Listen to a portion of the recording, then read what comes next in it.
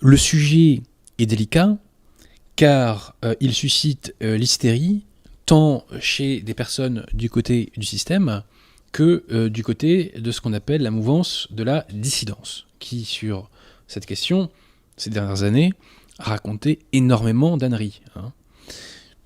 Ce qui a d'ailleurs, hélas, liquidé un grand nombre d'intelligences. L'enseignement de l'Église et son action se déclinent en 3 axes. Premier axe, condamnation de la fausse religion qu'est la religion talmudique. Deuxième axe, protection de populations israélites. Troisième axe, appel à la conversion de ces populations. Alors, pour commencer, donc premier axe, chers amis, l'Église a condamné à plusieurs reprises le Talmud et donc la religion talmudique. Elle l'a fait notamment par Grégoire IX et par Innocent IV, et Innocent IV est connu pour avoir fait brûler d'ailleurs le Talmud. Cette condamnation s'est accompagnée par des mesures parfois de contrôle social extrêmement strictes, mesures dites prudentielles, afin que l'erreur ne se répande pas. Car vous savez que selon l'Église, l'erreur n'a aucun droit. Ces mesures, par ailleurs, cohabitaient avec des mesures dites de tolérance, qui faisaient qu'on demandait de ne pas faire de conversion forcée sur les juifs, respect des fêtes, respect des cimetières, etc. Par ailleurs, il est arrivé dans l'histoire que donc, des papes condamnent l'usure exercée par des princes chrétiens par le canal d'auxiliaires juifs. Je vous donne un exemple. Donc, je crois que c'est une bulle d'Innocent III. Est-ce que je la retrouve ? Voilà. Donc, le pape Innocent III condamne donc, certains princes du siècle qui n'ont pas l'œil rivé sur Dieu, comme ils estiment mauvais de prélever l'usure eux-mêmes, reçoivent les Juifs dans leur ville et forteresses pour constituer ceux-ci comme ministres pour l'exaction des usures. Ils n'ont pas honte d'affliger les églises de Dieu, ni les pauvres du Christ. Car quand les chrétiens, etc., bon, je ne vais pas loin, et donc on dit ainsi, donc, des veuves et des orphelins sont dépouillés, et aussi on nous dit que l'Église perd de la dîme. Voilà. Alors, donc, condamnation, vous ai-je dit, de la religion talmudique, et ce qui est intéressant, c'est que dans la pseudo-encyclique de Bergoglio Fratelli Tutti, il cite le Talmud. Il se fonde sur le Talmud. C'est une preuve supplémentaire que la secte conciliaire n'est pas l'Église instituée par Jésus-Christ, parce que le magistère de l'Église ne peut pas reposer sur des textes qu'il a condamnés et qu'il juge blasphématoires. Ça n'a aucun sens. Appliquez, chers conciliaires, de grâce, le principe de non-contradiction. Bon. Voilà. Donc voilà, premier axe de l'enseignement de l'Église sur la question juive, condamnation de la fausse religion talmudique et limitation de son influence sociale. Deuxième axe, c'est la protection des populations juives. Bon. Et donc ceci a commencé par une condamnation ferme de l'antisémitisme par l'Église. Alors notamment, ça a été fait dans un décret de Pie XI en date du 25 mars 1928. Citation : « Le siège apostolique a protégé ce peuple contre les vexations injustes. Et de même qu'il réprouve toutes les jalousies et les inimitiés entre les nations, de même, ou davantage encore, condamne-t-il la haine à l'égard du peuple jadis élu de Dieu, à savoir cette haine qu'on a coutume de désigner présentement en langue vulgaire sous le nom d'antisémitisme. » Donc, condamnation ferme de l'antisémitisme par l'Église. Mettons les pieds dans le plat, chers amis. Ces 15 dernières années, beaucoup de gens ont voulu devenir, entre guillemets, catholiques. Beaucoup de gens, sous l'influence de la dissidence, j'entends, ont voulu devenir catholiques pour trouver une justification de leur antisémitisme. La plupart de ces gens ont terminé à la fraternité Saint-Pédis et ils ont été très mal enseignés puisque, comme on le voit, l'Église condamne l'antisémitisme. Par ailleurs, donc, les papes, à plusieurs reprises, ont donné refuge, asile à des populations juives persécutées. C'était le cas des papes d'Avignon, et c'était également le cas pendant la Seconde Guerre mondiale, puisque Pie XII a sauvé un grand nombre de vies juives, à tel point que le rabbin de Rome, Zoli, s'est converti au catholicisme après la guerre. Pierre Tirmont, est-ce qu'il n'y a pas un Dreyfus qui traîne à tout hasard dans le coin là? Je ne crois pas. Mince. Je vais vérifier, mais je ne suis pas sûr. Bon, c'est pas grave. Alors, par ailleurs, donc cette protection des populations juives, c'est illustré lorsque des papes ont lavé donc les juifs de fausses accusations, enfin d'accusations infondées, qui pesaient sur eux. Ce soir, chers amis, nous allons en évoquer deux. Alors, la première, c'était pendant la peste noire. Pendant la peste noire, eh bien, il y avait une rumeur publique selon laquelle la peste était due au fait que les juifs empoisonnaient les puits. Le pape Clément VI est intervenu pour mettre un terme à cette accusation infondée. Alors, tout d'abord, dans son texte, Clément VI rappelle que le Christ s'est incarné, donc a pris chair dans la lignée juive, et nous dit-il, citation, « Pour cette raison, il est normal que nous chérissons ces mêmes juifs pour cause de l'humanité. » Comme il demande l'aide de notre protection, donc ce qui est intéressant, c'est que ce sont les populations juives qui vont demander l'aide du pape spontanément. Donc comme il demande l'aide de notre protection et la clémence de la piété chrétienne, nous, en suivant les traces de Calixte, Eugène, Alexandre, Clément, Célestin, Innocent, Grégoire, Nicolas, Honorius et Nicolas III, pontifes des Romains et nos prédécesseurs d'heureuse mémoire, petite parenthèse, il dit d'Honorius qu'il est un prédécesseur d'heureuse mémoire, c'est intéressant, nous leur accordons le bouclier de notre protection, ordonnant entre autres qu'aucun chrétien ne puisse en aucune façon blesser ou tuer quelques-uns de ces mêmes juifs. Et donc plus loin, dans de nombreuses et diverses régions du monde, qui ne connaissent pas la cohabitation avec ces mêmes juifs, cette peste a partout affligé et afflige la communauté en raison du jugement secret de Dieu. Donc la preuve que les juifs susmentionnés sont responsables ne tient pas comme explication ou cause d'une telle grande indignation.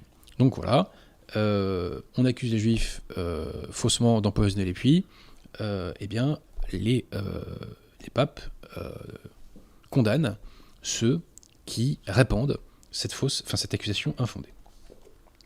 Autre accusation dont le Saint-Siège a lavé les populations juives, c'est le fameux crime rituel selon lequel eh bien, les juifs chercheraient à prendre du sang humain d'enfants catholiques. Alors soyons clairs, chers amis, on a pu trouver dans l'histoire des psychopathes qui commettaient ce crime.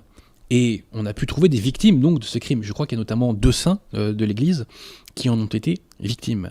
Mais ceci étaient donc des cas isolés, et ce n'était pas un phénomène général et systémique. Plusieurs papes ont combattu contre cette accusation infondée. Le premier d'entre eux à l'avoir fait, c'est intéressant, c'est le pape Innocent IV, au XIIIe siècle. Celui-là même qui avait fait brûler le Talmud. Vous voyez ? Et notamment donc, dans une bulle de 1253, il dit « Nous défendons également à qui que ce soit de leur imputer l'usage du sang humain dans leur rite. » Voilà. Le pape Grégoire V, je crois qu'il y a une petite erreur dans mon texte, parce qu'il me semble que c'est Grégoire X qui avait fait le texte.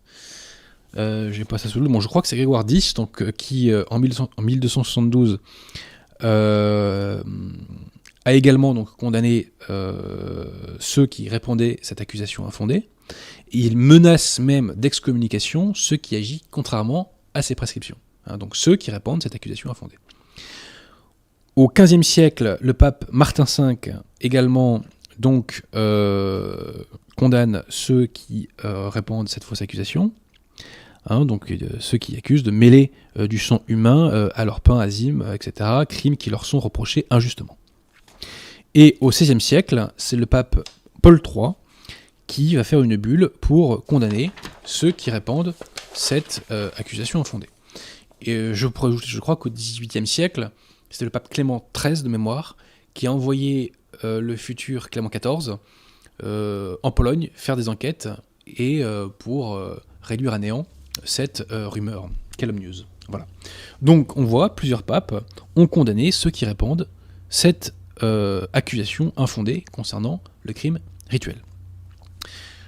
J'ai pas de Dreyfus sous la main, c'est dommage, car dans le Sanhédrin de 1806 organisé par Napoléon, le Sanhédrin vote une mention de gratitude envers tous les ecclésiastiques qui ont protégé les populations juives au fil des siècles. Donc ça, c'est une réponse cinglante à Jules Isaac, et un jour, si le temps me le permet, je ferai une réponse à Jules Isaac. Voilà, donc deuxième pilier, deuxième axe de l'action et de l'enseignement de l'Église sur la question juive, protection des populations, condamnation de l'antisémitisme, etc., etc. Troisième axe, et retenez-le bien celui-là, parce que nous verrons tout à l'heure que la secte conciliaire l'a supprimé.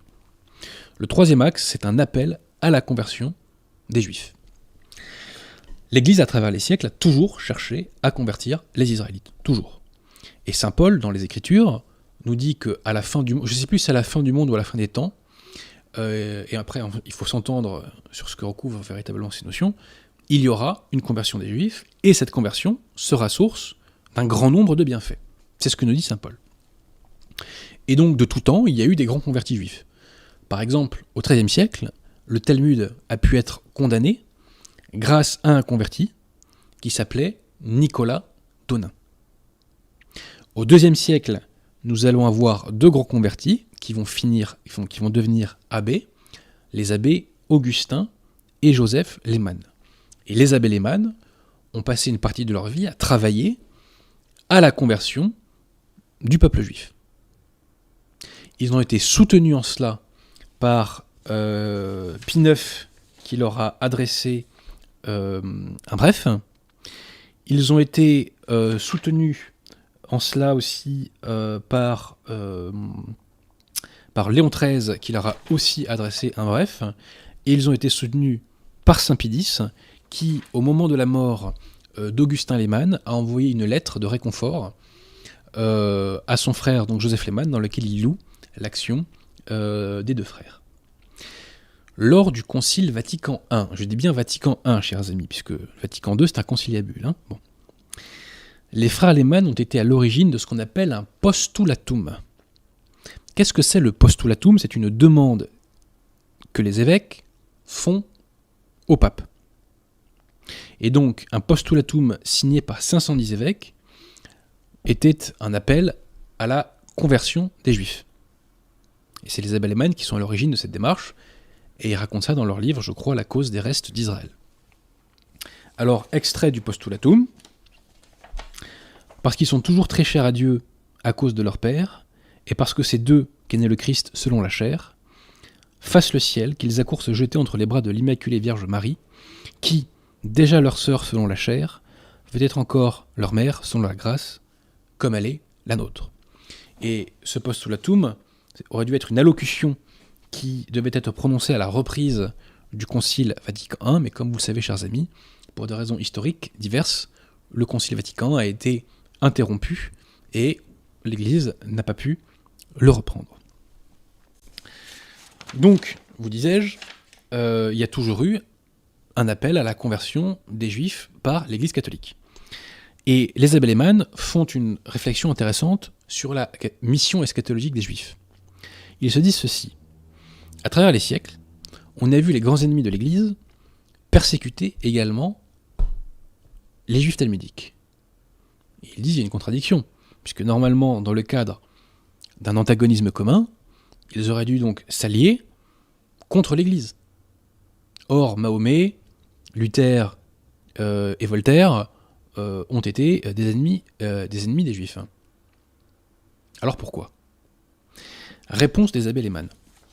L'idée, c'est que le démon voit dans les populations juives les futurs convertis qui réaliseront la mission eschatologique dont nous parle saint Paul.